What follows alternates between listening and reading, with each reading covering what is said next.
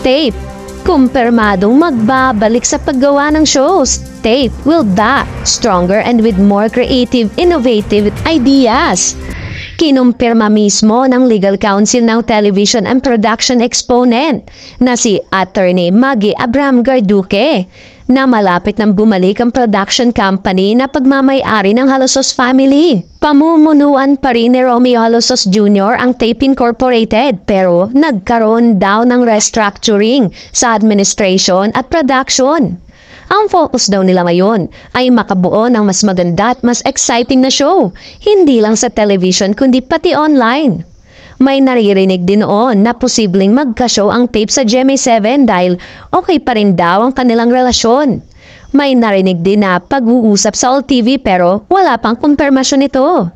Abangan na lang natin ang kanilang official statement kung kailan na talaga magbabalik ang Tape Incorporated. Kahit bumabo sa ere ang tahanang pinakamasaya nung nakaraang Marso, nananatiling aktibo ang Facebook page nito.